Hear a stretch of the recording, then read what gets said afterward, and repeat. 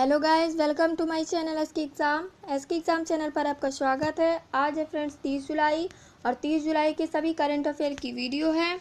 तो अभी तक आपने हमारे चैनल को सब्सक्राइब नहीं किया है तो प्लीज़ चैनल को सब्सक्राइब कीजिए, बेल आइकन को प्रेस कीजिए। बेल आइकन को प्रेस करने पर फ्रेंड्स ऐसा दिखाई देगा। तो चलिए फ्रेंड्स वीडियो को शुरू करते हैं। फर्स्ट क्वेश्चन है, भारत के पहले कोविड-19 ब्लॉकचेन प्लेटफॉर्म का नाम क्या है? तो भारत के पहले कोविड-19 ब्लॉकचेन प्लेटफॉर्म का नाम बेलियो है। क्या है फ्रेंड्स? बेलियो। और ये बेलियो भारत का पहला कोविड-19 ब्लॉकचेन प्लेटफॉर्म है और इसे ग्लोबल ब्लॉकचेन स्टार्टअप बेलफ्रिक्स बीटी क्या फ्रेंड्स? बेलफ्रिक्स बीटी और यांसिक स्टूडियो में शुरू किए गए हैं। इसे कहाँ शुरू किया गया है? बेलफ्रिक्स बीटी और यांसिक स्टूडियो में शुरू किया गया है और इसे ITI बेंगलुरु के साथ विकसित किया गया है। किसके साथ विकसित किया गया है? ITI बेंगलुरु के साथ विकसित किया गया है। तो भारत के पहले कोविड-19 ब्लॉकचेन प्लेटफॉर्म का नाम क्या है? बेलियो। इसे IIT बेंगलुरु के साथ विकसित किया गया है, यानी IIT बेंगलुरु द्वारा विकसित किया गया है। ठीक है फ्रेंड्स, फिर आता है नेक्स्ट क्वेश्चन।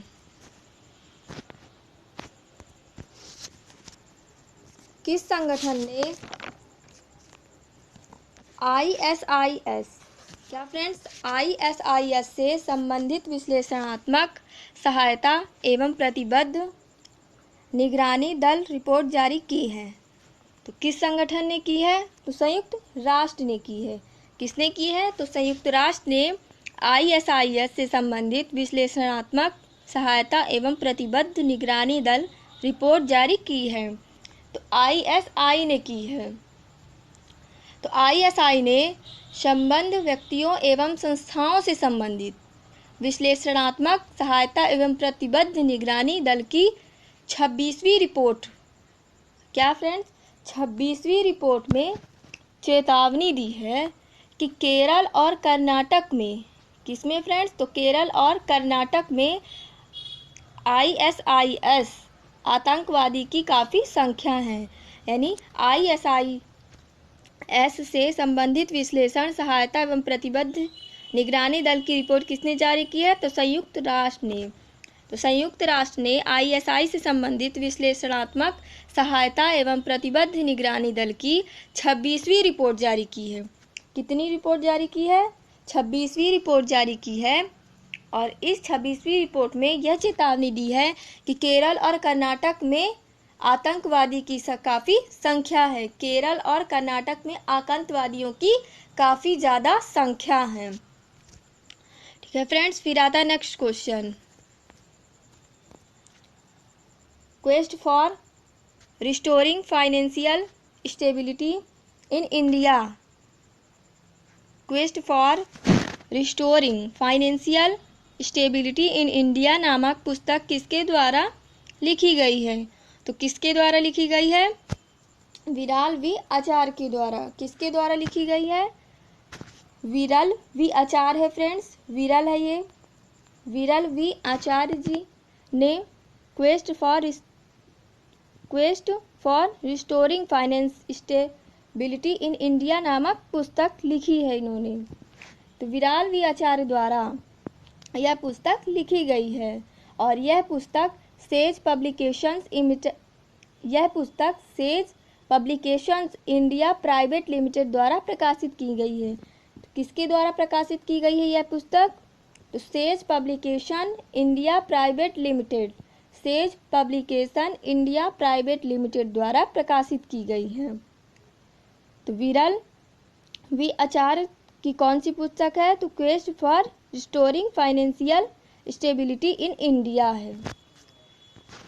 तो quest for restoring financial stability in India नामक पुस्तक किसके द्वारा लिखी गई है? तो विरल वी आचार्य के द्वारा लिखी गई है। फिर आता है नेक्स्ट क्वेश्चन। किस संगठन ने आश्रय नामक मेडिकल बेड आइसोलेशन की शुरुआत की है? तो किस संगठन ने की है? तो रक्षा प्रौद्योगिकी संस्थान उन्नत प्रौद्योगिकी ने। तो रक्षा प्रौद्योगिकी संस्थान उन्नत प्रौद्योगिकी कहाँ पर है? तो पुणे में है। तो रक्षा प्रौद्योगिकी संस्थान उन्नत प्रौद्योगिकी पुणे ने आश्रय नामक, क्या फ्रेंड्स? आश्रय नामक मेडिकल बेड आइसोलेशन की शुरुआत की है। और जैसे कि कोविड-19 चल रहा है, कोविड-19 महामारी चल रही है, तो इसके लिए कोविड-19 महामारी से जो लोग जूझ रहे हैं, जिनको कोविड-19 महामारी हो गई है, तो उनके लिए आश्रय नामक मेडिकल बेड आइसोलेशन की शुरुआत की गई है। ठीक है friends.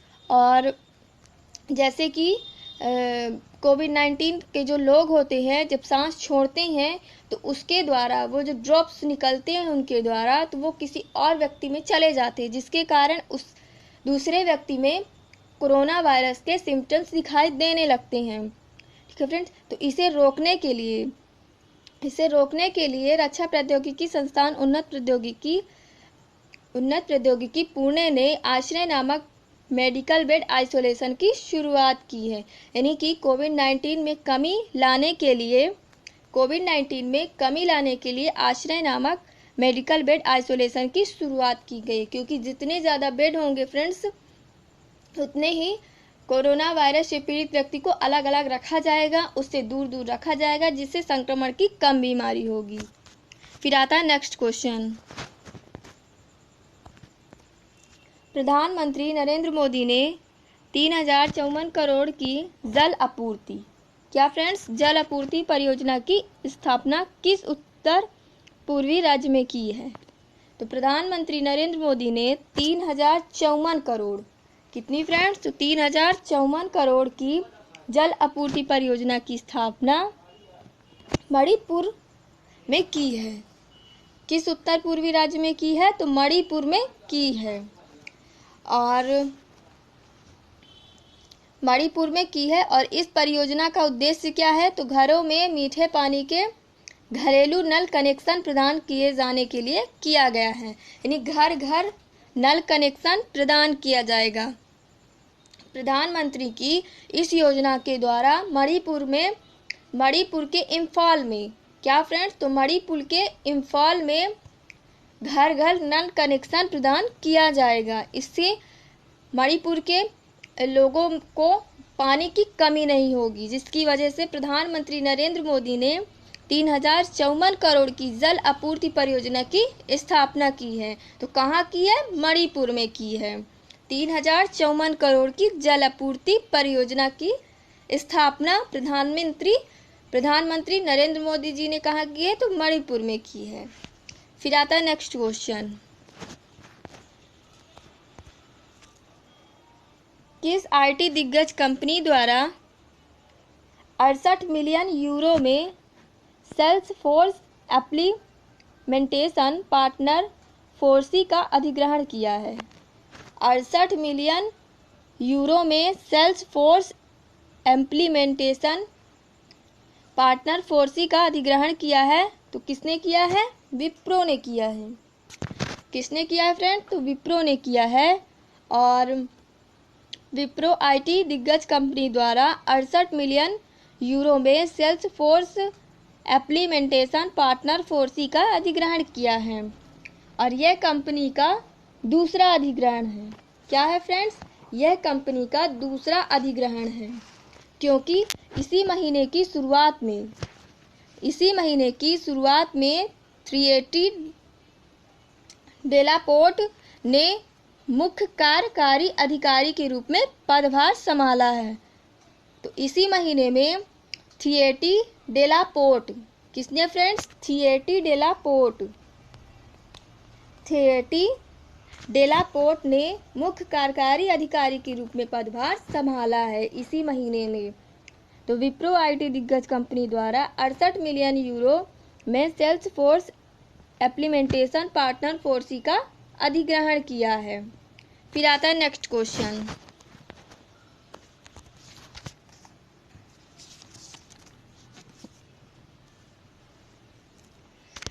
Serious front investigation office SFIC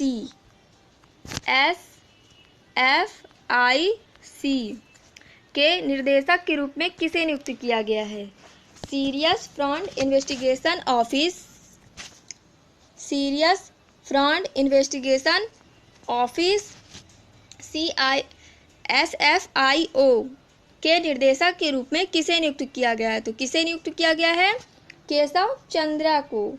किसे नियुक्त किया गया है? केशव चंद्रा को। और CFIO का फुल फॉर्म क्या होता है? Serious fraud investigation office. Serious fraud investigation office के निर्देशक के रूप में किसे चुना गया है? केशव चंद्रा को नियुक्त किया गया है।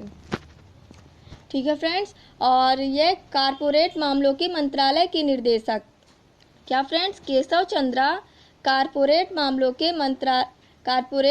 के मंत्रालय के निर्देशक और गंभीर धोखाधड़ी जांच कार्यालय के रूप में नियुक्त किया गया है इन्हें, केशव चंद्रा को।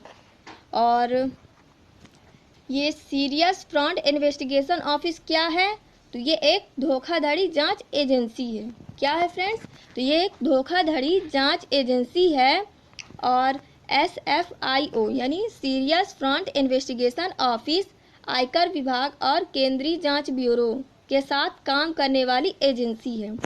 किसके साथ काम करने वाली एजेंसी है फ्रेंड्स? तो आयकर विभाग और केंद्रीय जांच ब्यूरो के साथ काम करने वाली एजेंसी है। तो serious fraud investigation office SFIO के निर्देशक के रूप में किसे नियुक्त किया गया है? तो केशव चंद्रा को नियुक्त किया गया है।